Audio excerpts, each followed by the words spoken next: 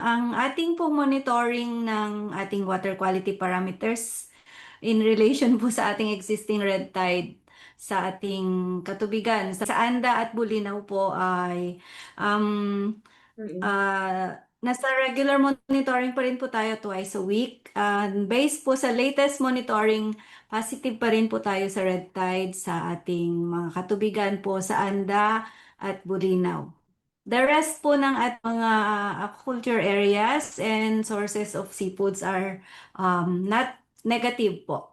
Only Anda and Bulinaw areas po ang positive. Yun po, ma'am. Medyo malungkot na balita dahil Holy Week. 2 months na po actually, more than 2 months kasi parang 1 week lang po na na-lift siya last month. Last February, I mean. And then, naging positive po ulit yung ating red tide sa nasabing mga Mm. areas. So, medyo matagal-tagal na po. Mahigit 2 months na po. Kasi April na ngayon.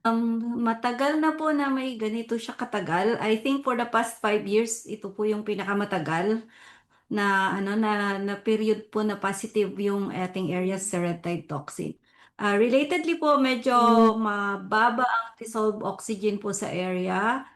Mababa rin po yung salinity levels. Medyo um, elevated po yung levels ng ating ammonia nitrogen sa mga tubig po ng Anda at Bulinaw. So, lahat po yon and medyo siguro hindi po maganda yung exchange ng water sa area. Kaya hanggang ngayon po, yung ating red tide toxin nananatili po sa lugar. Hindi natin mapipredict, based po sa trend kasi ng analysis po natin, nananatili pong hindi favorable or I mean, nananatiling favorable yung mga water quality parameters po sa growth ng ating red tide toxins. So, hindi po natin masasabi po talaga kung kailan po siya mawawala sa area ng Anda at Bulinaw. Kinalulungkot po namin na affected po talaga yung kanilang kabuhayan. Sa kasalukuyan po, nakikipag-ugnayan po kami sa dalawang local government units, ang ating pong sa Anda at Bulinaw. And then nakikipag-ugnayan din po tayo sa ibang ahensya ng gobyerno po na pwede nating makapartner para po mabigyan po ng alternative na kabuhayan yung ating mga affected na stakeholders po sa area. Po Marian, fortunately, nananatili po namang mag-open yung ugnayan natin with our fellow law enforcement officers sa ating mga LGUs at sa ating ibang yung mga destinations po usually ng ating mga shellfishes. And we are closely monitoring po yung situation. So far po, wala pa naman pong nagre-report po sa amin na may pinupuslit from these areas. Yung pong mismong local government units po ng Anda and Bulinaw are carefully monitoring din po yung kanilang mga constituents. And yes, wala po. Marami pa naman po tayong sources no ng ating mga shellfishes and other seafoods aside from Anda and Bulinaw. And it's only yung ating pong tahong, talaba, alamang, yung mga ganun po yung mga products natin na hindi pwedeng kainin.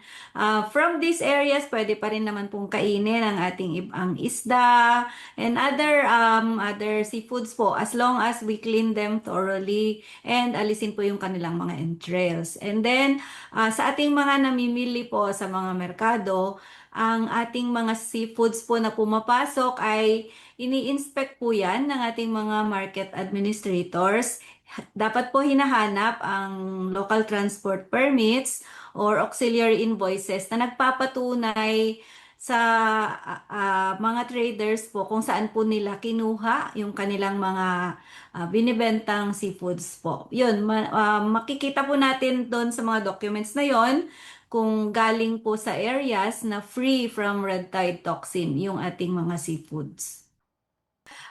Lahat po ng mga local government units natin sa buong Region 1 actually receive po the notice on the presence of the red tide toxin pa rin po sa Anda and Bulinaw. We are working closely with media din po para sa proper and timely information dissemination, and we are very very thankful po na lagi pong kinikerry ng ating mga media partners po yung tamang information to warn our consumers and our buyers kung ano po yung present situation po ng katubigan po ng Anda at Bulinaw. We are closely monitoring pa rin po yung situation, even in the next coming weeks.